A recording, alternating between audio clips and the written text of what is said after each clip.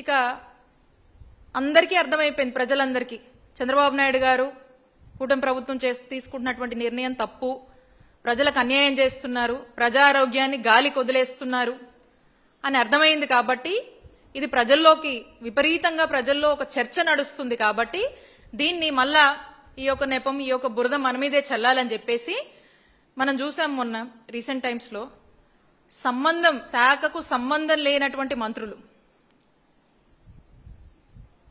ఫోర్స్డ్గా, అవగాహన లేకుండా, సంబంధం లేకుండా, కనీసం ఈ మెడికల్ కాలేజీలు ఎలా ఉన్నాయి, ఎక్కడున్నాయని కూడా చూడకుండా ఇష్టం వచ్చినట్టుగా అపహాస్యంగా ఈ గవర్నమెంట్ మెడికల్ కాలేజ్ గురించి మాట్లాడుతూ ఉన్నారు. దీన్ని ఏమనాలి? ఇది ఏ హయాంలో వచ్చింది? ఎవరి హయాంలో వచ్చింది? మెడికల్ కాలేజ్ వర్క్స్ అని ఇమీడియట్ గా స్టాప్ చేయమని ఎవరు ఇచ్చారు ఈ ఆర్డర్? మీరు కాదా? ఈ తప్పు మీది కాదా? మనం చూసాము, జనరల్ గా గ్రాఫిక్స్ అంటే లేనిది ఉన్నట్టు చూపించడం గ్రాఫిక్స్ అంటే. మరి మొన్న మంత్రి గారు మాట్లాడుతూ ఉన్నారు, ఉన్నది లేనట్టుగా చూపిస్తా ఉన్నారు గ్రాఫిక్స్. కూటమి ప్రభుత్వం వాళ్ళకే సాధ్యం ఇది. ఎందుకంటే వైఎస్ఆర్ కాంగ్రెస్ పార్టీ వాళ్ళు కానీ జగనన్న చేసినటువంటి మంచి జనాల్లోకి వెళ్ళొద్దు కాబట్టి మిస్లీడ్ చేయడం, మ్యానిపులేషన్. ఇంకా అలాగే ఇంకో మంత్రి గారు మాట్లాడుతూ ఉన్నారు, స్విమ్మింగ్ పూల్ అంట. పెనుగొండ మీకు స్టేటస్ చూపించాను నేను. ఈ లెటరు మీ మీ మీ ప్రభుత్వమే, గవర్నమెంట్ డైరెక్షన్ లోనే ఈ లెటర్ మీరు పెట్టి, అఫీషియల్ గా పెట్టి ఎవరిని బ్లేమ్ చేస్తారండి? ఈ నెపం ఎవరి మీద వేస్తారు? ఇప్పుడు పెట్టండి, ఏం పెడతారో. మీరు ఈ లెటర్ పెట్టి, ఇప్పుడు మీరు ఈ లెటర్ మీరే రాసి, మీరే పనులన్నీ ఆపిచ్చి మా మీద నెప్పమేసేయడానికి ప్రయత్నించారు కదా.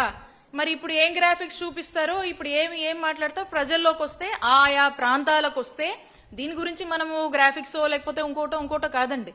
ఇదన్నీ కూడా ఎక్కడికక్కడ ఏ ప్రాంతానికి ఆ ప్రాంతంలో, ఏ జిల్లాలో ఏ జిల్లాకు ఆ జిల్లా ఈ మెడికల్ కాలేజ్ అనేది మనము నిర్మించాలనేటువంటి ఉద్దేశము, అక్కడ లేజేసినటువంటి foundations, developments, commencements, constructions, civil works, start అయినటువంటి కాలేజెస్ అన్నీ కూడా కళ్ళకు కొట్టొచ్చినట్టుగా అక్కడ ప్రజలను అడిగితే చెప్తారు.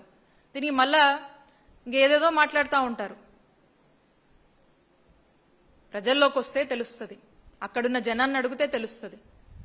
ఏంటంటో మాట్లాడుతూ ఉన్నారు కదా, అంతవరకు ఎందుకు? మా నాయకుడు జగన్మోహన్ రెడ్డి గారు ఈ కాలేజ్ నిర్మాణం విషయంలో క్రిస్టల్ క్లియర్ గా అడుగులు ముందుకు వేసి 5 కాలేజీలు ప్రారంభించారు. ప్రజల్లోకి వెళ్తే వాళ్లే చెప్తారు, ఆ ప్రాంత ప్రజలే చెప్తారు.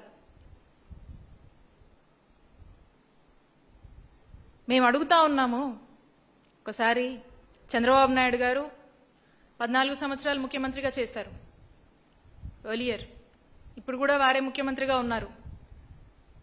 ఏ రోజైనా ఈ రాష్ట్రానికి ఒక గవర్నమెంట్ మెడికల్ కాలేజ్ తీసుకురావాలి అని చెప్పి కనీసం ప్రయత్నమైనా చేశారా అని మేము ప్రశ్నిస్తా ఉన్నాం. కనీసం ఒక ఆలోచన చేశారా? చేయలేదు. ఇప్పుడు చేస్తున్నారా? జగన్మోహన్ రెడ్డి గారు తీసుకొచ్చినటువంటి ఈ గవర్నమెంట్ మెడికల్ కాలేజ్ ని ఈరోజు ప్రైవేటైజేషన్ ముసుగులో అమ్మేటువంటి ఒక ప్రయత్నం చేస్తా ఉన్నారు, ఒక స్కామ్ చేస్తా ఉన్నారు.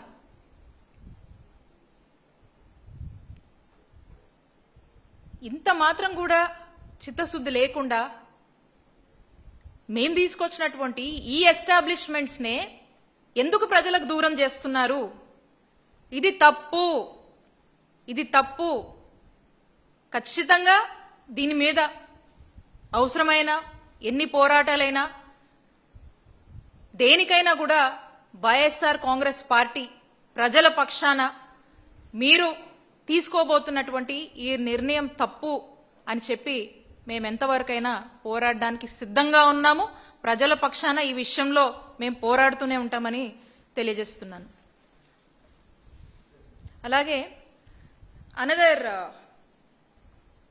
ఇంతవరకు ఈ పీపీపీ మాడ్యూల్లో వీళ్ళు నడిపించినటువంటి ఈ స్టోరీ ఇలా ఉంది. అంటే దీన్ని ప్రైవేట్ వాళ్లకు అప్పచెప్పాలని, మళ్ళీ వాళ్ళే కన్స్ట్రక్షన్ అవ్వకుండా ఇది చేయడము. మళ్ళీ దీంట్లో ఇంకొక మార్కెటింగ్ స్టంట్ ఉంది. మార్కెట్లో మరి కాలేజెస్ని కొనేందుకు ఈ ప్రైవేటైజేషన్లో దీనికి ఒక హైప్ క్రియేట్ చేసేందుకు ఇంకొక కొత్త అడ్వర్టైజ్మెంట్ అని అనుకోవచ్చు. అదేంటంటే ఆల్రెడీ ఇంటర్నల్గా వీళ్ళకు ఒక ప్లానింగ్ చేస్తూ ఉన్నారు. సో ఆ ప్లానింగ్ ఏంటంటే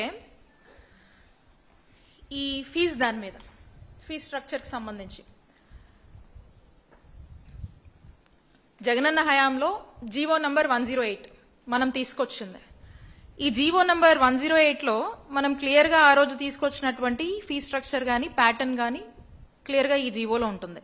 ఇందులో ఏ కేటగిరీ అంటే జనరల్ కేటగిరీ 50% సీట్స్ ఏదో నామినల్గా ఉంటుంది దీనికి సంబంధించి. సో ఆల్మోస్ట్ ఒక రకంగా మనం ఇది ఫ్రీగానే ఈ కేటగిరీలో 50% ఆఫ్ ద సీట్స్ని మనము ఇస్తాము. అండ్ బి కేటగిరీ దీన్ని మనం సెల్ఫ్ ఫైనాన్సింగ్ అంటాము.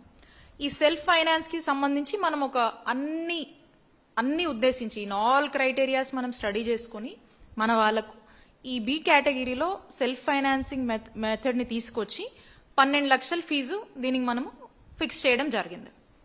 అప్పుడు దీని మీద ఆ రోజున ప్రతిపక్షంలో ఉన్నటువంటి చంద్రబాబు నాయుడు గారు కావచ్చు, ఈ కూటమి ప్రభుత్వానికి సంబంధించినటువంటి కొంతమంది నాయకులు కావచ్చు, ఆ రోజున విపరీతమైనటువంటి ఒక దుష్ప్రచారం చేసి మేము అధికారంలోకి వచ్చినటువంటి 100 రోజుల్లోనే ఈ జీవో రద్దు చేస్తాం అని చెప్పి అనేక మాటలు పలికారు. మరి ఈ రోజున మరి బి కేటగిరీకి సంబంధించి 17 నెలలు అయింది. మనమేమీ ఆపలేదు కదా, రద్దు చేయొచ్చు కదా. మరి ఎందుకు ధైర్యం చేయలేదు? మనమేమైనా ఆపామా?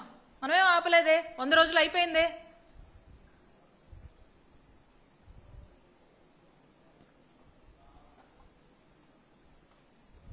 దీని మీద వాళ్ళన్న మాట మీద వాళ్ళకే నిలకడలేదు. అనేక మాటలు మాట్లాడారు.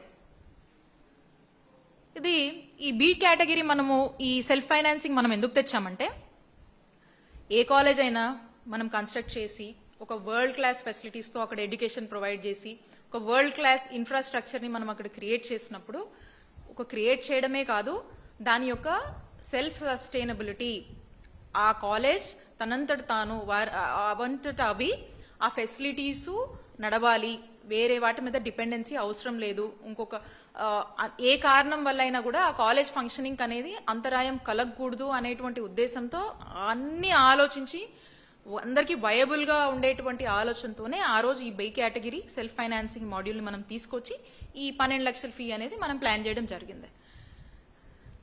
తర్వాత సి కేటగిరీ, ఇది NRI category 15% of the seats మనం ఇస్తాము. దానికి కూడా మనము మన గవర్నమెంట్ మెడికల్ కాలేజ్లో 20 లక్షల ఫీజు అనేది మనం దీని మీద ఫిక్స్ చేయడం జరిగింది. ఈ రోజున ఇప్పుడు ఈ పీపీపీ మాడ్యూల్ ప్రైవేటైజేషన్ దీని వీళ్ళు ఎలా హైప్ చేస్తున్నారంటే, ఇంటర్నల్గా ఆల్రెడీ వీళ్ళు కొన్ని ప్రతిపాదనలు రెడీ చేస్తూ ఉన్నారు కూటమి ప్రభుత్వం. దాంట్లో ఏంటంటే ఈ ఎన్ఆర్ఐ కేటగిరీ సీట్లకు సంబంధించి వీళ్ళు ఒక్కో సీటుకి 57.5 లక్షలు ఈ ప్రైజ్ ని ఫిక్స్ చేయాలని చెప్పేసి, అంటే ఒక్కో సీట్ కి 57.5 లక్షలు గవర్నమెంట్ లో అంటే ఈ ప్రైవేటైజేషన్ మాడ్యూల్ కి అప్పచెప్పినప్పుడు ఈ అమౌంట్ ఫిక్స్ చేద్దాం. సో దట్ ఏంటంటే ఈ వచ్చి ఈ ప్రైవేటైజేషన్ లో భాగంగా మరి ఆప్షన్ లోనో లేకపోతే